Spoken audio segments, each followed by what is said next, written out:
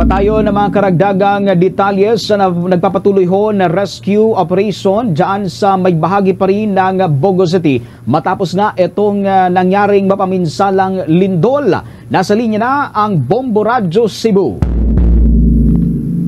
Dumating sa Bogo City, Cebu ang iba't ibang kalihim ng mga national government agencies upang suriin ang dilobyong dala ng mapinsalang 6.9 magnitude na lindol sa lalawigan. Dumating sa pamagitan ng helicopter sila si Defense Secretary and NDRRMC Head Gilberto Gibo Chodoro Jr., Public Works Secretary Vince Dizon, Tourism Secretary Cristina Garcia Frasco, at Social Welfare Secretary Rex Gatchalian upang makapagbigay ng agarang tulong mula sa kanilang ahensya ang mga pinsala na dala ng lindol. Ini-welcome sila ni Cebu Governor Pamela Baricuatro, Vice Governor Glenn Anthony Soco, Representative San Shimura, Representative Duke Frasco, at iba pang opisyal ng Provincial Government of Cebu. Ayon kay DSWD Secretary Rex Gatchalian, na siguraduhin ang mga basic na pangangailangan katulad ng pagkain at tubig. Ito ay kasunod ng kautusan ni President Ferdinand Marcos Jr.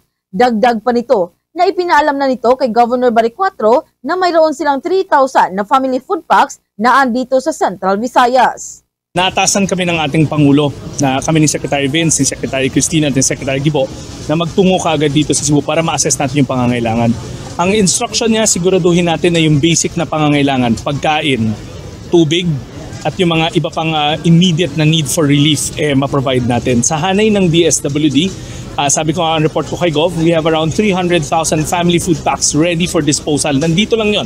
Assure the Governor that yung mga gastos ng mga pamilya na may injury ay tutulungan ng DSWD through our assistance to individuals in crisis situation. Samantala, patay naman ang 3 tauhan ng Philippine Coast Guard sa Gumuhong Sports Complex sa San Remigio, Cebu sa lindol kagabi. Kinilala ang mga tauhan ng PCG na sina si Seaman 2nd Class Lawrence Palomo, Apprentice Seaman Jojay Mahusay at si Cart Dacunis. At isang miyembro rin ng Bureau of Fire Protection ang namatay na kinilalang si Fire Officer 2 Alier Vincent Catadban habang ginagampanan ang kanyang tungkulin na iligtas ang mga tao mula sa Gumuhong Sports Complex sa San Remigio. Naiulat rin ang pagkamatay ng isang emergency medical services head matapos gumuho ang firewall sa kanilang bahay dahil sa tumamang lindol. Ayon sa ulat, sinubukan umano nitong iligtas ang kanyang bunsong anak sa pamamagitan ng kanyang sariling katawan at ang naging dahilan ng kanyang pagkasawi. Sa kabilang banda, patuloy pa rin ang pagdagsa ng mga nagpaparehistro upang maging mga volunteers na natutulong na maghatid ng mga donasyon at medical assistance. Mula rito sa lungsod Lawigan ng Cebu,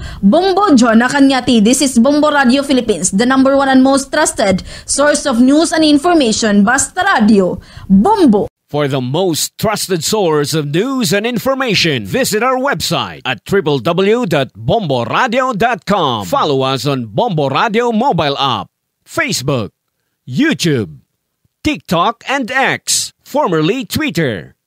Like, share, and stay connected. Anytime, anywhere.